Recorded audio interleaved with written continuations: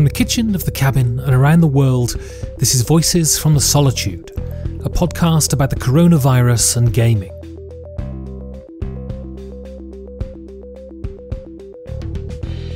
Today, I'm talking to Gil Hova. We talk about how to be a designer in the time of social distancing. So, I'm here in the cabin, and I'm speaking across the Atlantic to New York with Gil Hova. Gil, firstly, thank you for giving over your time. So firstly, how are you dealing with the situation at the moment? Before we started recording, you said it's kind of very similar to your normal life. So are you okay with the enforced solitude? I mean, I've always been a homebody. I really enjoy working from home. I enjoy setting my own hours, but which generally means I'm up very late. And for me, the only thing that it really changes is, number one, my girlfriend works from home. So if you hear any typing in the background or sounds, that's because my girlfriend has to do her day job. And secondly, it means that I can't meet with my regular playtesting group. Usually my playtest group meets twice a week in Manhattan, and that is obviously a no-go now. So we'll come to that in a minute, but what is the situation at the moment in New York? I read somewhere that it's sort of ground zero for the COVID virus in America, and there are lots of cases and lots of people dying and things. Is that the case? Well, I've only been around a 4-block radius around my apartment, so I can't really tell with my own eyes. I mean, the time when it really set in is there's a remote testing facility that's maybe 4 blocks from my house. And I was going to the supermarket the other day, and I happened to pass it. And that was very sobering, seeing all those tents set up. And obviously everybody's walking around with masks. So it's the supermarkets are in order to get into a supermarket, you have to wait online and stand some distance behind the next person ahead of you. So a lot of people are really aware of what's going on. We're trying to distance as much as we can. We're just trying to live life as best we can. But I don't really get to go out as much as I used to. And that's still okay with me. I feel bad for people for whom it's not. I feel bad for people who have to go out to work, like they're considered essential. I feel bad for people who have to stay home, but they're in a situation where either they have an extrovert personality and they need to constantly be meeting and talking to people, so they're going stir crazy, or they're locked up with little kids that they don't get a break from, or the worst case scenario, they're locked in with an abusive partner that they can't get away from. I mean, there's all sorts of real big negatives here. So I realize that I'm in a real bit of privilege here. So I'm very much a stay up late, get up late kind of person. But this morning I was driven out of my house at 7 o'clock in the morning to do grocery shopping, basically through paranoia and through the desire to go to the supermarket when there was no one there. How are you feeling about this? Is the whole worry of contagion about getting sick, is that affecting you, or are you quite sort of sanguine about the whole thing? If it was just me, I'd be sanguine, but my girlfriend is high risk, so I don't want to get sick. I don't want to infect her. So a big reason why I'm not going out is to make sure she doesn't get sick also.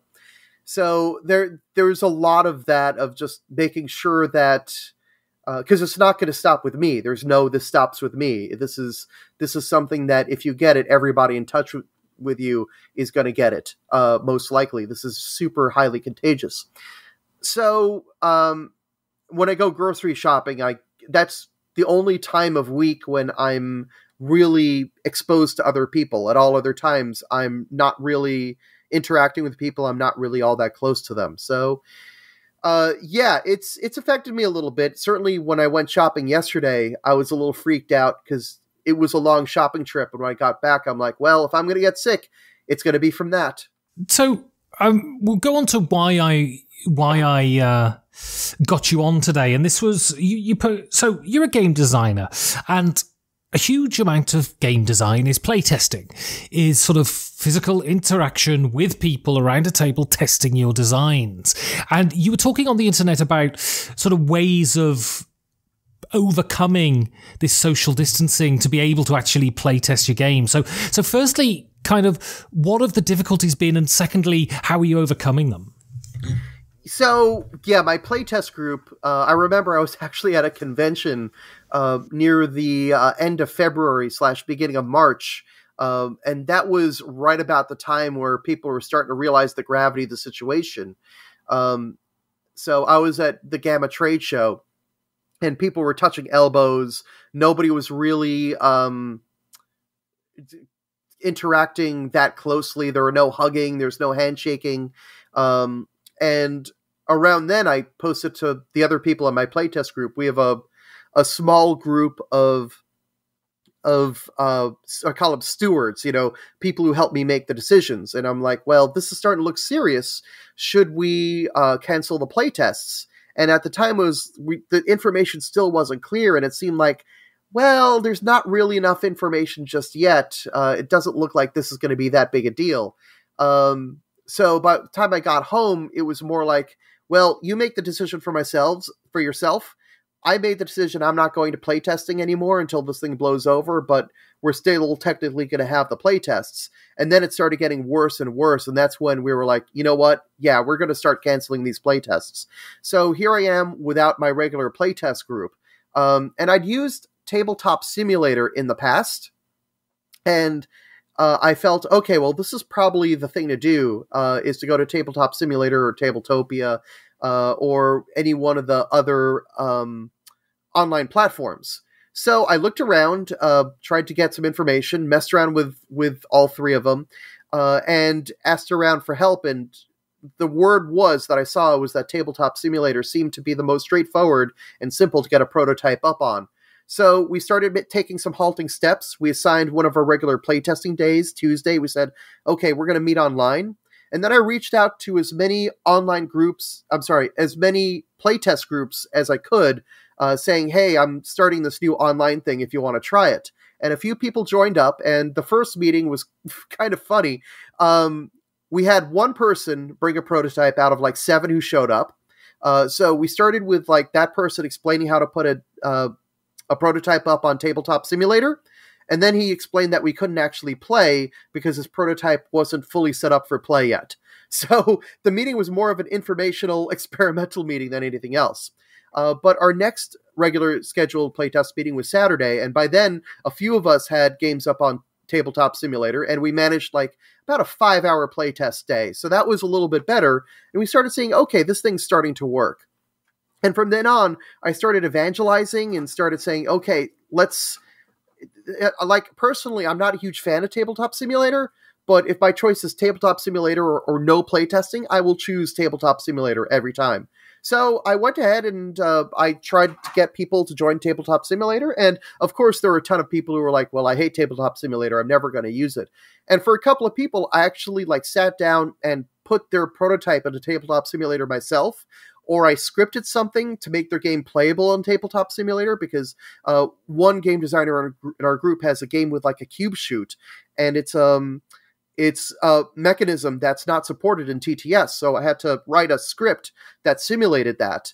And once he saw that it could do that, he joined, another person joined who wouldn't touch Tabletop Simulator, but I'm like, okay, I'll put together a game in Tabletop Simulator, and then you can connect through Skype. And I'll share my screen, and then you can give feedback for everyone. Because back then we were meeting through Skype because I wanted something ad hoc and simple that would work. I didn't want to set up a dedicated Discord just yet. Once that started working, we moved to a dedicated Discord. And now the playtest we had on Saturday, this is only our 4th playtest, and we already were 3 tables wide. We had 3 games being tested in parallel. So we're starting to get a really good, healthy group. And those people who were reluctant to join at first, they're the first ones to join now. They're they're realizing that they're getting feedback now that they wouldn't have gotten because they're getting a much wider net of playtesters. So this is a really crappy situation. It's bad for everyone, but if there's one silver lining, it's that this form of playtesting does get a very wide range of feedback, much wider than you'd normally get. It's clear that the advantage of this is, under these circumstances, you can playtest. Otherwise, you wouldn't have been able to do anything. But are there things that a tabletop simulator can't simulate? Things that you'll just miss in the playtesting process? Oh, absolutely. I mean, once this thing is all behind us, I'd imagine some people are going to keep the remote playtesting group together, but I'm going to go right back to face-to-face testing because I prefer it. I like the tactile nature. I also think that especially when you first get started with Tabletop Simulator, your tests are going to run longer. So a test that was 60 minutes could run 90 to 120 minutes when you're using Tabletop Simulator. This is partially because you don't really get two hands when you use Tabletop Simulator. You're pretty much using two fingers. Like, that's what your mouse is. It's effectively two fingers. You have to pick up one thing at a time. You don't get to take your whole hand and sweep a bunch of things across. I mean, sure, you can drag to select a bunch of things, but that still takes time and it's a little kludgy. When you're reaching across the table in Tabletop Simulator, you get maybe a 50% chance of picking up what you want. Generally, you're going to pick up something else, maybe something off an opponent's board. It's really sometimes kind of comical what happens with that. So between the time and the lack of control, there's also bits that you can't really put together. Like there's one bit in a prototype that I'm actually holding off on putting together in Tabletop Simulator because I don't think it's going to come off well. It's going to feel rather fiddly in Tabletop Simulator, whereas in real life, I think it's going to feel a lot more natural and a lot better. So Tabletop Simulator is not perfect, and there's a lot that it doesn't give you. But again, my choice right now is Tabletop Simulator or nothing. And by the way, I'm saying Tabletop Simulator. There's a bunch of other options like Tabletopia, Screen Top, and Roll20, which I can go through as well. And I can tell you why we made the decision for Tabletop Simulator. So we'll move on now to talk about Formal Ferret. Yep. So you just recently completed a Kickstarter, and I assume that you produce in China. How has that been affected? Do you know yet? I got really lucky. In terms of the virus, I totally missed the virus because my previous game, High Rise, shipped out just before everything shut down for the virus. Had it been delayed like a few more days, we would have been delayed by months, like literally months. Like the games probably would only be hitting the water as of the time of this recording, like the end of March. But we were super lucky. We got the games out, and then the virus happened, and now China is very close to being fully back online. My factory is just about back fully online now. And so, and we're still getting the files together. So we're still probably about a month or so away from submitting the files to the printer. Like I'd say 4 to 6 weeks away. So even if they were kind of down now, it wouldn't affect us that much. And they're dealing with a backlog. Like there's a lot of stuff that they have to catch up with. So even in 4 to 6 weeks, there might still be a bit of a delay, but we're not going to feel the brunt of it. So in terms of China, we're super lucky that we're not affected by that. There are going to be disruptions as far as Formal Ferret is concerned, but thankfully production's not one of them. And, Formal Ferret, I see you at conventions, basically. And, it's highly unlikely that Origins is going to happen. I would be very surprised, and I base this on no expert knowledge whatsoever, but I would be surprised if Gen Con were to happen. And Essen is iffy and in the balance. How is this going to affect Formal Ferret not being able to attend conventions this year? Or potentially not? I'm not crazy about it, conventions are a big part of my strategy, and they're a big part of me getting my games out to people. And if I can't make it to conventions, then people don't get to see my games. So yeah, it's going to have an effect, absolutely. So with High Rise, I'm getting the game to reviewers. I'm hoping to get a tabletop simulator mod for High Rise together in the next few weeks. There's a bunch of things I need to do, and that's one of the things on the list. So by putting all that stuff together, there's a few virtual conventions that are being put together. I know that, what's the tabletop.events is one of the companies that's affected by this. They're a company that handles event registration for conventions. A lot of conventions use them. And because a lot of conventions are shutting down, tabletop.events doesn't have money to run. So they announced that they were shutting down, and there's a great outcry. And in order to stay afloat, they're hosting a virtual convention. Also, I know the folks at Indie Game Alliance are also hosting a virtual convention as well. So there's a few virtual conventions that are coming out around. And if I can be a part of those, I mean, they're not going to be anything like Gen Con. They're not going to be anything even like Origins or BGG Con. They're going to be fairly small, but they're going to be something, and between that, between showing my games virtually to people, between getting my games to reviewers, I mean, that will hopefully help a little bit, but nothing's going to really be able to replace conventions. I agree with you that Origins and this is speculation. I don't have any insider information as well, but Origins is tough. Like, they're going to have to make a decision in about a month about whether they're going to go ahead with it. And my money's on them either postponing or canceling. Gen Con, I think, has a decent shot to go off, but even if Gen Con happens, I don't think it's going to be as busy as it's been in the past. They're certainly going to take measures to keep people a little more distant, and people are going to be a little more wary. And Essen, who knows? I mean, I'm not a scientist. I'm not an infectious disease expert, but I do understand that a lot of viruses, especially fatty viruses like the coronavirus, or a coronavirus, I should say, are vulnerable to heat. So during the summer, they tend to be less prevalent. Now, it's not that they go away entirely. I mean, Singapore and other countries like that have certainly seen their share of COVID-19. So it's not like it kills it totally. But we might see enough of a reduction that Gen Con would go off. But then as the weather starts to get colder, we might start to see a relapse. Apparently that happened in 1918 with the Spanish flu. So that's my biggest worry about Essen, is that we have a summer that winds up being smooth. We have Gen Con, for example, and then October rolls around and cases start piling up again, and then Essen has to change. So the truth is, nobody really knows what's going to happen. Everything I just said was speculation.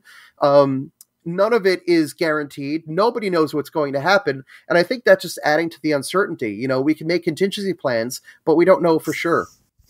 Brilliant. Well, I hope that your best case scenario is the one that ends up happening, and I wish you all success with the playtesting, and fingers crossed you'll be able to go to conventions and sell loads of games this year.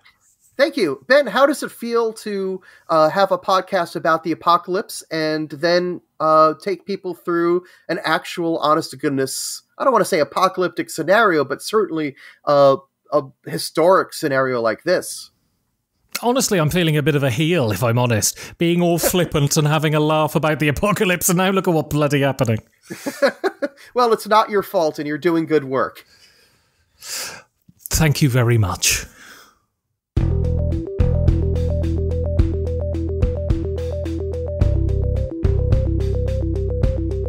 If you want to support content like this, you can go to patreon.com/5G4D. Thank you for listening. Stay safe, and if you can, stay at home.